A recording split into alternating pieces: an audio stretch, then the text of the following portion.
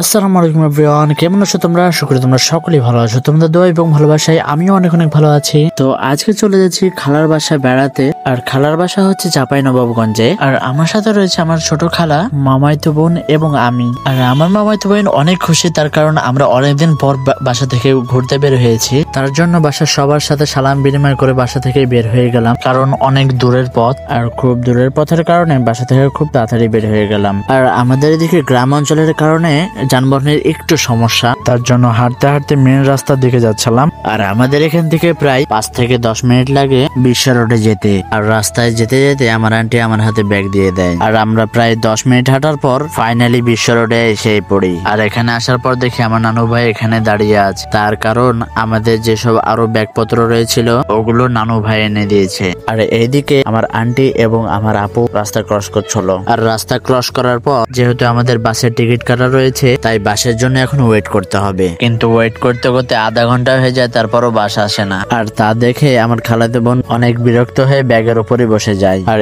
এইদিকে অনেকক্ষণ ওয়েট করার পর ফাইনালি বাসটি চলে আসে। আর বাসটি আসার পর যেসব আসবাবপত্র ছিল আমাদের সব গাড়িতে উঠিয়ে নিয়ে আমরা বসে পড়ি। আর বাসের যে টিকিটটা ছিল সেই টিকিট অনুযায়ী একদম বাসের সামনের সিটগুলো আমরা পাই। আর এটি দেখে আমি অনেক খুশি হয়ে যাই। আর আমার জার্নিটা অনেক সহজ এবং আনন্দময় হয়ে যায়। আর যদি বলা হয় আমার বাসের জার্নি করার এক্সপিরিয়েন্সের কথা, তাহলে খুবই বাজে একটি এক্সপিরিয়েন্স রয়েছে। কারণ যদি বাসের সামনে এবং জানালার ধারে সিট না পাই তাহলে অনেক অসুস্থ বোধ করি। আর এইদিকে আজকের ওয়েদারটা অনেক সুন্দর ছিল, তার কারণে আমার জার্নিটা আরো সহজ হয়ে যায়।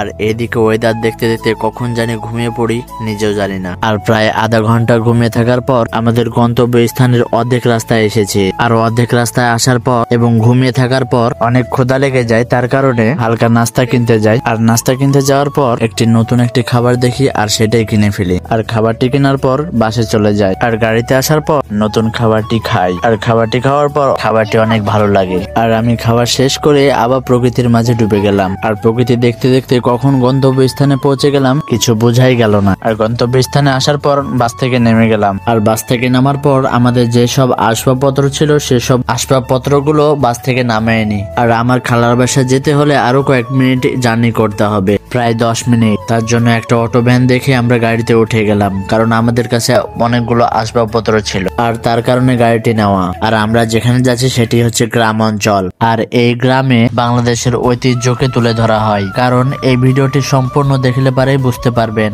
আর এখানে গাড়িতে উঠে রওনা দিয়ে দিয়েছি আমরা। আর ফাইনালি গাড়ি থেকে নামার পর আসবাবপত্রগুলো খালার বাসায় নিয়ে যাচ্ছি। আর খালাকে আসবাবপত্রগুলো দিয়ে দিয়ে আমি আবারও বাসা থেকে বের হয়ে গেলাম গ্রামটি দেখতে, কারণ গ্রাম আমার অনেক পছন্দের জায়গা। আর খালার বাসা বের হতে না হতেই এই চিত্রটি দেখি, তখন আমার মনটা আরো ভালো লেগে যায়। আর এই চিত্রটি দেখি একদম খালার বাসার সামনেই। আর আমার খালাদের বেশ কয়েকটি খেজুরের গাছ রয়েছে। আর সেই জিনিসটি দেখে সামনে এগিয়ে দেখি এই গ্রামের ঐতিহ্যবাহী বাড়িগুলো। আর এই বাড়িগুলো দেখে যে কেউ আশ্চর্য বোধ করবে, কারণ এই গ্রামের সবগুলোই মাটির বাড়ি। আর এমন এমন ডিজাইন করা মাটির বাড়িগুলো রয়েছে যে দেখবে সেই অবাক হয়ে যাবে।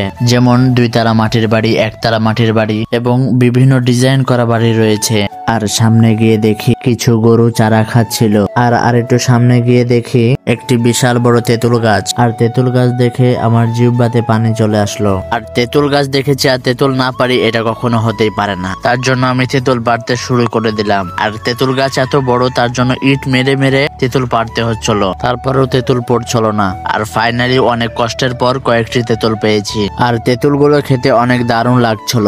আর তেঁতুল খেতে খেতে আমরা যাচ্ছিলাম এই গ্রামের ঐতিহ্যবাহী একটি সৌন্দর্য জায়গায়, যেখানে এই গ্রামের সৌন্দর্যকে ফুটিয়ে তুলেছে। আর যে জায়গাটিতে যাচ্ছি সেটি হচ্ছে একটি পার্ক। আর ফাইনালি গাইস ওই পার্কটিতে চলে এসেছি আমরা। আর এই পার্কটি অনেক আগে প্রচলিত ছিল, এখন প্রচলিত নাই, তার কারণে কেউ যত্ন নেয় না, তার জন্য এটি কাবারখানা হয়ে গেছে এখন। কিন্তু এই মিনি পার্কটিতে কোনো কিছু কিছু জিনিস রয়েছে যা দেখে যে কারোর মন ভালো হয়ে যাবে। আর এই পার্কটিতে একটি পুকুর রয়েছে যা দেখে আপনার মনটা আরো ভালো হয়ে যাবে।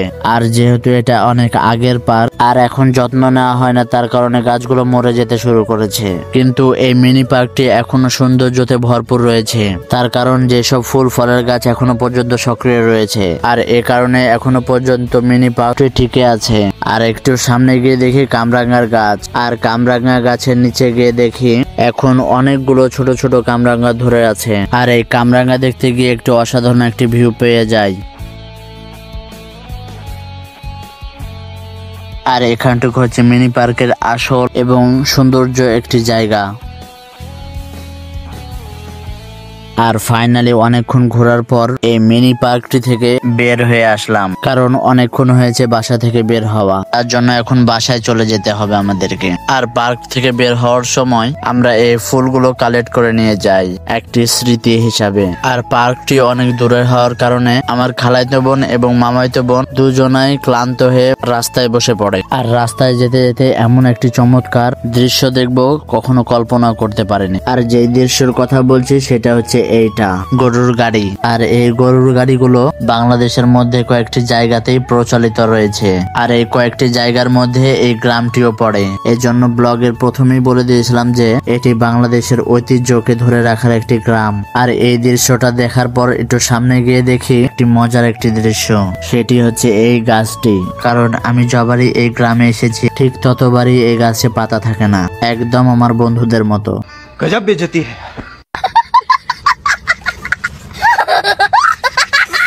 তো ফাইনালি বাসায় চলে আসলাম। বাসায় আসার পর জানতে পারি যে আজ রাতে এই গ্রামে সার্কাস খেলা দেখাবে। আর এই খবরটি শোনার পর আমি খুব এক্সাইটেড হয়ে যাই, কারণ আমি কোনোদিন সার্কাস খেলা দেখিনি, এবার প্রথম সার্কাস খেলা দেখবো। তার কারণে রাত হওয়ার সাথে সাথে আমি চলে এসেছি সার্কাস খেলা দেখতে। আর এই সার্কাস খেলা দেখে আমার মনে হলো এই সার্কাস খেলাগুলো যে কেউ পারবে। আর এই সার্কাস খেলার মধ্যে একটি খেলাই আমাকে ভালো লেগেছিল, সেটি হচ্ছে চোখ বেঁধে আগুন নিয়ে খেলা করা। আর আমার সার্কাস খেলা মোটেও ভালো লাগেনি, তার কারণে বাসায় চলে যাব এখন। আর বাসায় যাওয়ার আগে যারা এখন পর্যন্ত ভিডিওটিকে লাইক করেনি লাইক করে দাও এবং চ্যানেলটিকে সাবস্ক্রাইব করে দাও। আজকের ব্লগটা এ পর্যন্তই। আল্লাহ হাফেজ।